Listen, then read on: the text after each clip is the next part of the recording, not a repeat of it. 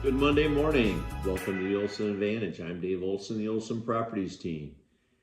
For those of you that would like to watch any past episodes or feel like you might have missed anything or want to look up any information that we've discussed in the past, know that you can always go to our YouTube channel, Phoenix, Scottsdale, Arizona Living.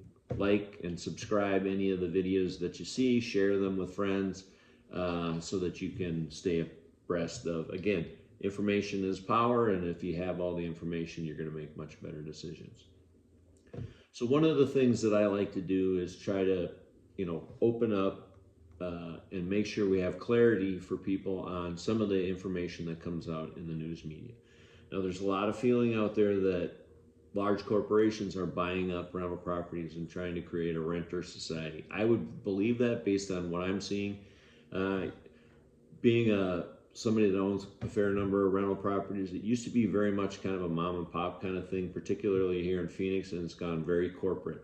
And they own large swaths of real estate now, buying up significant numbers of rental properties, and they're going to continue to make it harder for people to own their own home. And frankly, I would love to see more people own a home, and I will always be busy with our rentals, but I'd like to.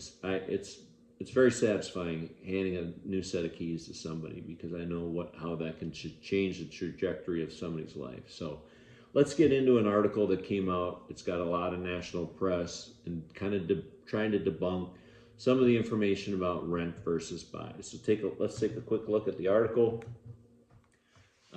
It starts off, rent versus buy. Renting is now cheaper than buying a first home by over $1,000 a month. See top cities where it pays. And again, Phoenix was mentioned here. I highlighted a couple things. It says, on average, renting a studio costs $1,460, down $14 annually, and a one bedroom is $1,650, and a two bedroom is $1,933. Let's keep that in mind. In July, the median price of a home was $439,950. That actually is true. That's one of the few things in this article that was actually true. This means that an average cost to buy a starter home is $2,808 a month. Well, the median price of a home in any market is typically not where people buy their first home. Again, median means that's the middle, right? Half of the sales are above that, half of the sales are below that. Most first-time home buyers are below the median price of a home. So again, that's a little misgiving. But when we drill into Phoenix more closely, and this is very up-to-date information, end of Q2, we see over on the left, the overall median rent in all of Phoenix is $1,550. So if we start with a studio, which is in blue, okay, it's $1,131. A one bedroom is $1,408. A two bedroom is $1,671, and a three bedroom home to rent is $2,108. Okay, significantly different numbers that were expressed from the national. So when we look at FHA payments, which is typically where a first-time home buyer will start, they may qualify for a conventional, but it's usually easier because there's less down required and the loan restrictions are less. If we look at 22, 23, and 24, where is a payment for a 1,200 to 1,500 square foot starter home in Phoenix based on interest rates? So if we shift all the way over to the right, we're at about $2,124. I'm sorry, $2,134 for a typical mortgage on a home that size. Now, when we drill into it a little bit more closely, we can go back to 2022 when interest rates were 4.75. You could afford a $387,700 home at just under $2,000 a month. Now, it could be a three bedroom, it might be a two bedroom, we don't know. But if we move forward, we're at about 5.75, and our payment is about $140 more than it was 2 years ago. But we're not taking into consideration the potential 2-for-1 buy down. Now, if we go back, we see that the original quotes, a studio at $1,460, we were significantly below that. A 1-bedroom at $1,650 and a 2-bedroom at $1,933 was much higher than what was expressed here locally in Phoenix. If we look at where we are in terms of long-term appreciation rates, here is a chart for a 30-year fixed conventional. We're at 6.4%. And the reason we bring that up is because there's a far more data around conventional because they tend to be a majority of the interest, okay? So we can see that we're at 6.49. We look at it on a long-term chart, we're at 6.49, but look what's down below that. A 5.98 is where the FHA loan, which is, again, typically where the first-time home buyers live. More apt to get concessions, more apt to get some kind of assistance, and they certainly need far less, as little as 3.5% down. And sometimes that can be covered by concessions if you do it right, and if you're creative, and if you have a good real estate agent.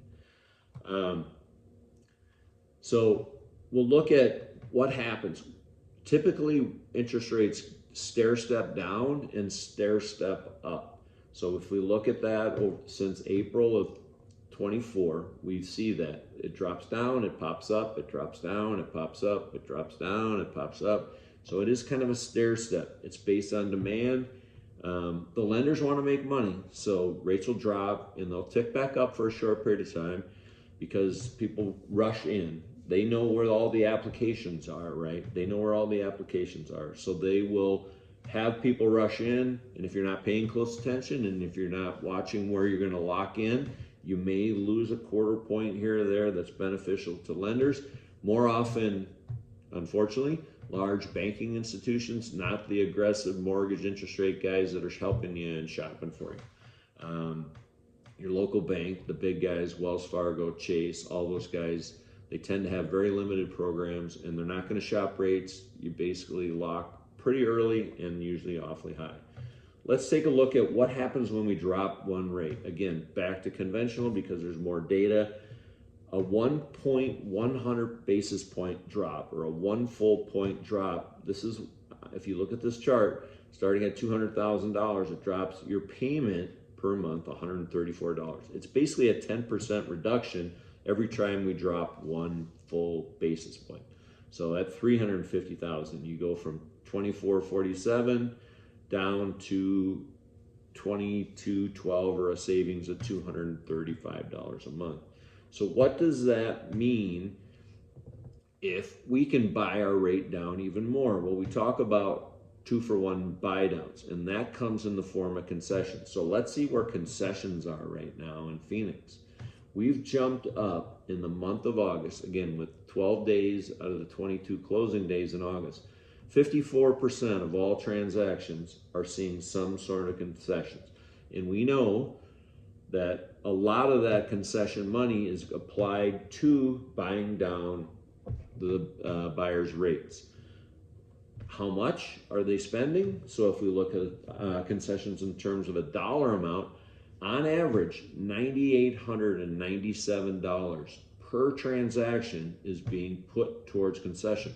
It doesn't show up on the top line. If I'm selling my house for $400,000, that $9,897 does not show up anywhere that most people are going to see. You have to have access to it. You either need to be an agent or a lender to see that. But that's going to go for a 2-for-1 buy down. And if we drop down 2 full basis points, we're going to save as much as 20% on that payment. So instead of $2,000 a month, we're down to $1,600 a month for the same home. So let's look at some markets where there might be some opportunities if you're a buyer. So we know based on the Cromford report, it's in the arm wrestling match, right? 90 to 100 is basically where you are if you're in a buyer's market. 100 to 110 is a balanced market. 110 or higher is where we are in a seller's market. So the areas in green would not necessarily be the ones that we would want to highlight. We'd want to probably find some that are in the yellow and blues, and there's a lot of great opportunities there. And then we have yellow and blue markets off to the side.